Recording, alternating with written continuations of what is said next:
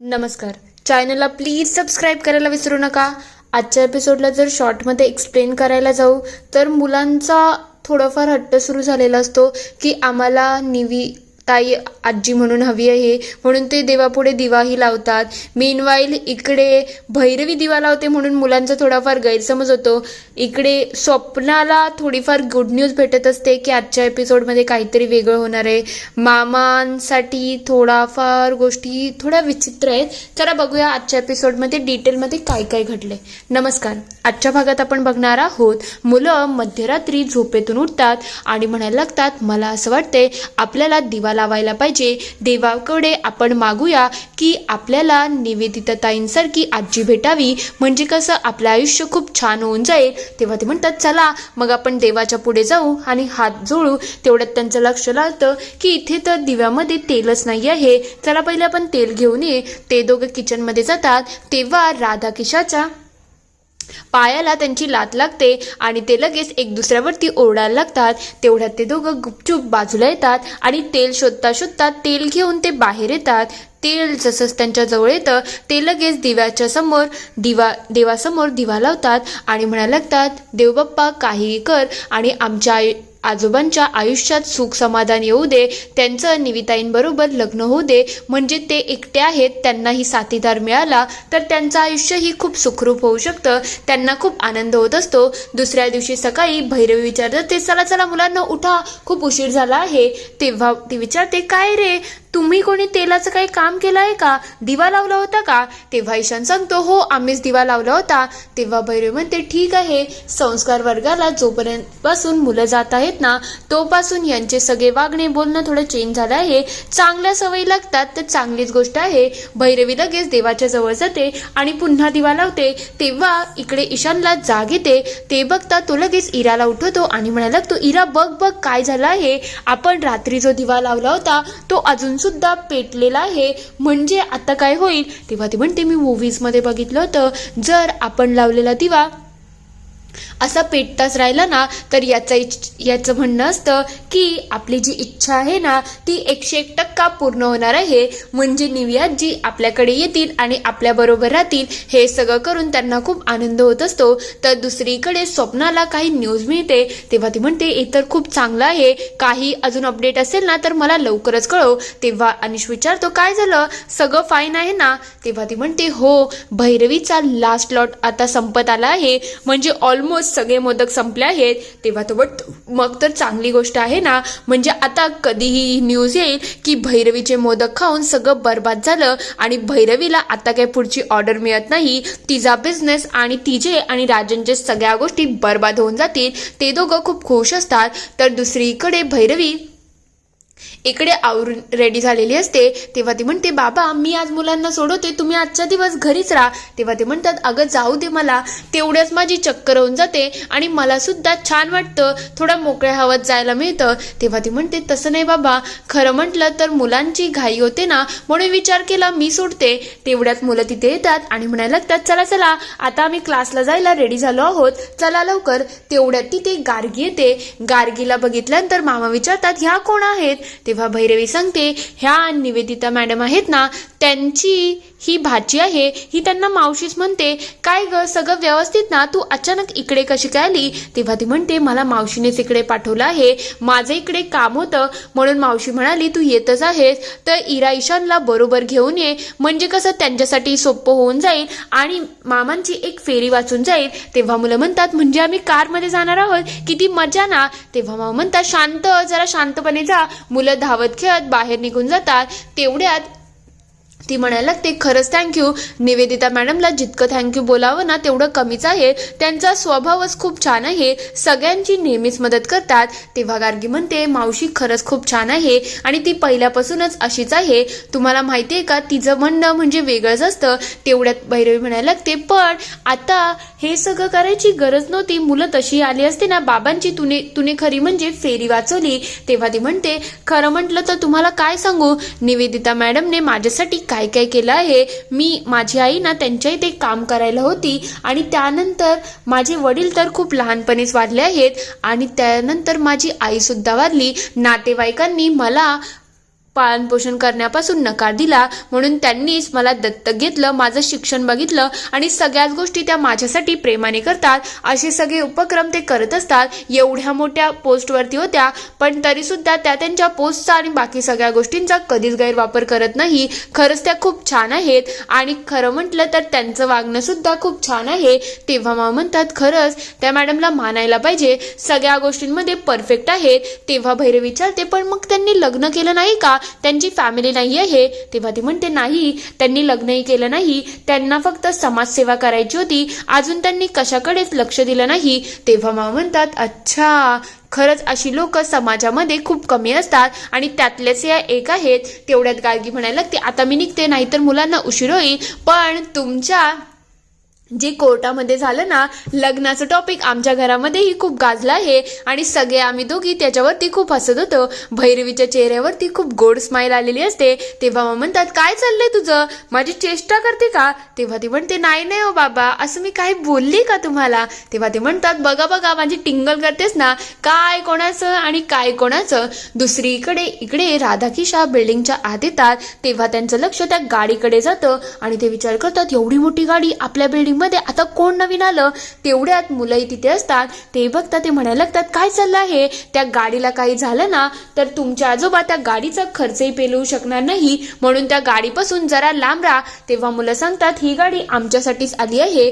ते बघता राधा म्हणायला लागते कसली तुमच्यासाठी गाडी आली, उगाच वाटेल ते बोलू नका, तोंडाला येईल ते बोलायची सवयच लागली आहे तुम्हा मुलांना. तेव्हा ते म्हणतात ही आमच्या गार्गीताईची गाडी आहे, निवेदिता मॅडम आहेत ना त्यांची रिलेटिव्ह आहे ती ताई, तिची गाडी आहे. तेव्हा ते म्हणतात अच्छा असं आहे का, म्हणजे आता असं झालं असेल की आता सगळ्या गोष्टी तुमच्या बाजूने होत आहेत ना. तेव्हा ते म्हणतात मग आमच्यासाठी कार आली आहे, म्हणजे आज आम्ही याच्याने संस्कार क्लासला जाणार आहोत. निवेदिता मॅडम आमची किती विचारपूस करतात ना. तेवढ्यात तिथे जना येतो आणि म्हणायला लागतो काय चाललं आहे, ही कार तुम्ही इथे पार्क करू शकत नाही. तेव्हा ते म्हणतात ही कार आमच्यासाठी आली आहे, काय प्रॉब्लेम आहे का?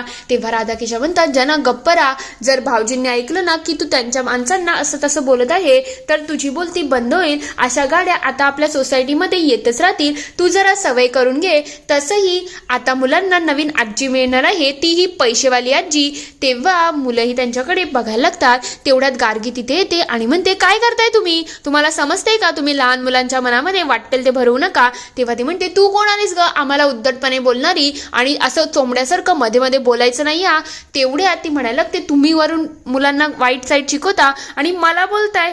तेव्हा ती इकडे इराईशान म्हणायला लागतात राधा मामी आणि किशा आजोबा हे कोण आहेत माहिती का, हीच ती गार्गीताई आहे, निवेदिता ताईंची ती रिलेटिव्ह ती आहे ती. तेव्हा ते म्हणतात ठीक आहे असं आहे का, जाऊ दे तसंही खूप ऊन आहे, आता आम्हाला इथून जायला पाहिजे. ते लगेच विषय चेंज करतात आणि तिथून निघून जातात. तेवढ्यात जना म्हणायला लागतो लवकर गाडी इथून काढून टाका, इथे गाडी अशी पार्क करणं बरोबर नाही आहे.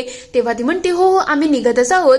ते लगेच गाडीमध्ये बसायला जातात. तेवढ्यात मुलं म्हणायला लागतात आम्हाला ताई तुला एक प्रश्न विचारायचा आहे, तू आम्हाला एका प्रश्नाचं उत्तर देशील का? तेव्हा ती म्हणते बोला ना काय झालं.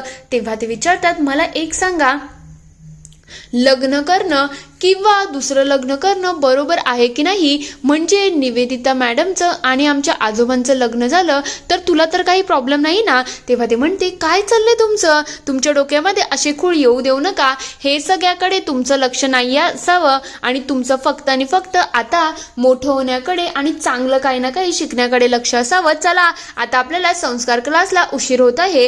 हे दोघं घरी येतात आणि विचार करतात हे तर आता चालूच राहणार आहे ना. तेवढ्यात तिथे भैरवी आलेली असते. भैरवीला बघता हे म्हणायला लागतात काय माहितीये का भैरवी, आजकाल महागाई एवढी जास्त वाढली आहे ना, पहिले एवढूशे पैसे घेऊन जाऊन एवढी सगळी भाजी यायची आणि आता पोतलभर पैसे घेऊन जा तेव्हा एक पिशवीभर भाजी येते. खरं म्हटलं तर आम्हाला आमच्या पदरचेही 100 रुपये टाकायला लागले. कसं आहे आम्ही आमच्या कष्टाची कमाई याच्यामध्ये लावतोय, काय करायचं आता, पैसेच जास्त नाही. तेव्हा भैरवी म्हणते ठीक आहे हे पैसे घ्या. तेव्हा किशोर म्हणतात 100 मागितलं तर 500 मिळाले, हे तर खरंच खूप छान आहे. तेव्हा भैरवी म्हणते की ठीक आहे हे पैसे तुमच्याजवळच ठेवा. तेव्हा ते म्हणते सुट्टे तसे नाही आहेत आणि भैरवी तसेही पैसे लागत असतात ना. तेव्हा ती म्हणते काही हरकत नाही, पैसे तुमच्याकडेच राहू द्या, काही अडीअडचणीला तुम्हाला कामे येतील, आता मी निघते, मला उशीर होत आहे. भैरवी लगेच तिथून निघून जात असते. हे सगळं करून राधाकिशा खूप खुश होऊन जातात आणि अक्षरशः डान्स करायला लागलेले असतात. तेवढ्यात तिथे अनिश येतो आणि म्हणायला लागतो, काय झालं मामा मी, तुमचं हे काय चाललं आहे? तेव्हा ते म्हणतात, तुला माहितीये का बाळा, तू सुद्धा आमच्या बरोबर नाच. आता असं झालं आहे की भैरवीचा बिझनेस बर्बाद होणार आहे. तिचे मोदक आता संपत आले असतील ना, मग आता तिला ऑर्डर सुद्धा भेटणार नाही आणि ती बर्बाद होऊन जाईल. याच खुशीमध्ये आम्ही नाचत आहोत. तेव्हा अनिशलाही ते जबरदस्ती करायला लावत असतात. तेवढ्यात मागून भैरवी येते. भैरवीला बघता या सगळ्यांची भीती वाढून गेलेली असते. तेव्हा अनिश म्हणायला लागतो, काय झालं भैरवी, तू अचानक वापस कशी आली? तेव्हा ती म्हणते, काय नाही रे, फोन न्यायचा विसरली होती, तेच घेण्यासाठी मी पुन्हा वापस आली आहे. पण हे सगळं काय सुरू आहे, म्हणजे हे दोघं का नाचत होते, नेमकं प्रकरण काय आहे? तेव्हा ते म्हणतात, काय नाही भैरवी. तेव्हा भैरवी अनिशच्या जवळ येते आणि विचारते, अनिश खरं खरं सांग, हे दोघं का नाचत होते, नेमकं प्रकरण काय हे मला समजायला पाहिजे. तेव्हा तो म्हणतो, मला हे सगळं सिक्रेट ठेवायचं होतं, पण आता तुला कळलंच आहे तर मला असं वाटते तुला सांगूनच टाकावं, उगाच विषय वाढून काही चालणार नाही. तेव्हा ती म्हणते, सांग ना अनिश, काय झालं, सगळं ठीक तर आहे ना? तेव्हा तो म्हणतो, अगं माझा एक इंटरव्ह्यू शेड्यूल झाला आहे. तेव्हा भैरवी म्हणते, हे तर खरंच खूप गुड न्यूज आहे, असंच चांगली प्रगती कर आणि जे काही डिटेल्स असतील ना ते सगळे मला शेअर कर, मी आता निघते. तेव्हा राधाकिशा म्हणतात, आता पुन्हा येऊ नको, आम्ही आहोत ना घरी. भैरवी लगेच तिथून निघून जाते. ते दोघं लगेच दार बंद करतात आणि म्हणायला लागतात, भैरवीने काही ऐकलं तर नसेल ना? तेव्हा ते म्हणतात, नाही नाही ऐकलं तर नसेल, पण आता तुम्ही आवर घाला, नाही तर सगळा प्लॅन आपणच उद्ध्वस्त करू. दुसरीकडे मामा विचार करत असतात, खरं म्हटलं तर त्या बाई चांगल्या आहेत, त्या सगळ्यांचा विचार करतात, समाजासाठी खूप काही करतात. खरंच त्यांच्या बाबतीत माझा खूप गैरसमज झाला आहे. तेवढ्यात तिथे मुलं येतात आणि म्हणायला लागतात, आजोबा आम्हाला तुमची हेल्प हवी आहे.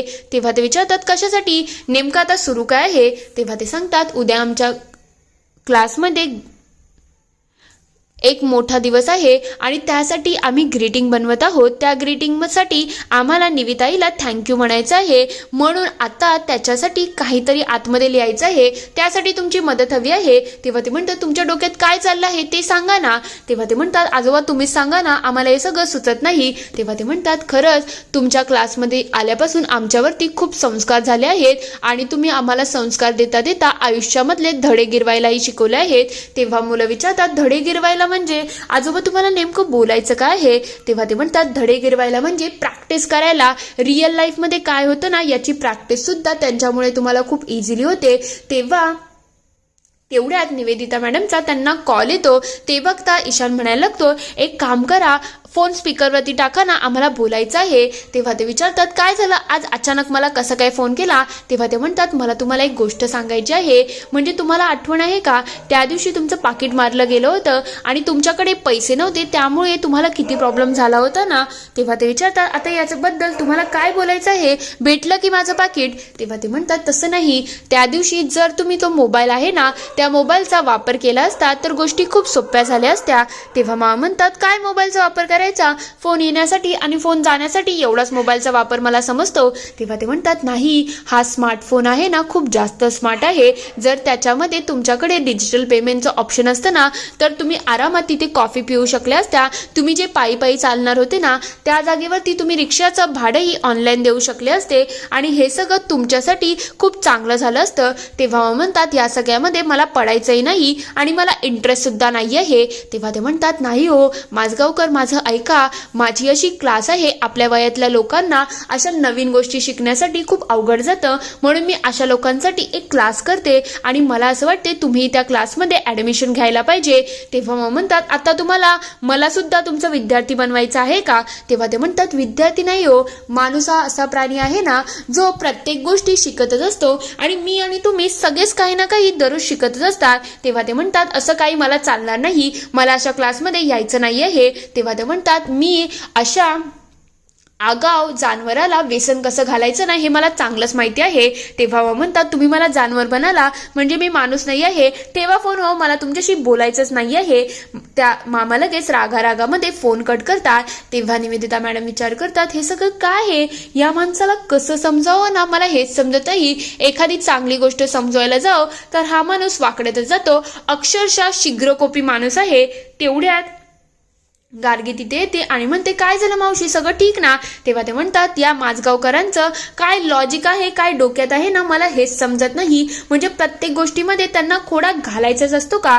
तेवढ्यात मुलं म्हणायला लागतात, काय गरज होती आजोबा तुम्हाला भांडायची? तेव्हा ते म्हणतात, मी बरोबर भांडलो आहे. त्यांना काय मला विद्यार्थी करायचं होतं का? मी काय आता लहान राहिलोय का विद्यार्थी व्हायला? मला हे सगळं ऐकूनच घ्यायचं नाही. पण त्या मॅडम चांगल्या आहेत म्हणून जाऊ दे, तुम्ही तुमचं बघून घ्या. मुलं म्हणायला लागतात, आजोबा मुद्दाम आता चिडले आहेत, मुद्दाम सगळं केलं आहे त्यांनी. इकडे गार्गी म्हणत असते, तुलाही त्यांच्या कलाने थोडा विचार करायला पाहिजे मावशी. खरं म्हटलं तर प्रत्येकाचा स्वभाव वेगवेगळा असतो आणि माणूस रागवतो त्यामागे काही ना काही नक्कीच कारण असेल ना. हे ऐकल्यानंतर निवेदिताताई थोडा विचार करायला लागतात की आपलंच काही चुकलं तर नसेल ना. इथे एपिसोड संपतो. पुढील भागात आपण बघणार आहोत, राजन इकडे भैरवीला अटक करण्यासाठी पोलीस घेऊन येतो. तेव्हा तो म्हणतो, भैरवीच्या मोदकांमुळे काही लोकांना विषबाधा झाली आहे आणि या सगळ्याला जबाबदार भैरवीच आहे. तुम्ही हिला अटक करू शकता. तेवढ्यात पोलीस म्हणायला लागतात, आम्ही तुम्हाला अटक करायला आलो आहोत. तेवढ्यात मामा पुढे येतात आणि म्हणतात, तिला नाही, तुम्ही मला अटक करा. तेवढ्यात निवेदिताताई पुढे येतात आणि म्हणायला लागतात, नाही माझगावकर, तुम्ही असं करू शकत नाही. भैरवी, मी तुला वचन देते, पुढच्या 24 तासामध्ये मी तुला या सगळ्यातून बाहेर काढून दाखवेल. हा माझा शब्द आहे. भैरवी सगळ्याचा खूप बारीकपणे विचार करायला लागते. इथे हा पूर्ण एपिसोड संपतो. आता खरंच भैरवी सुखरूपपणे बाहेर निघेल का? म्हणजे महा एपिसोडमध्ये नेमकं हे सगळं कसं आणि काय घडणार असेल? तुम्हाला काय वाटतं ते मला कमेंटमध्ये नक्की कळवा. व्हिडिओ आवडला असेल तर लाईक, शेअर, सबस्क्राईब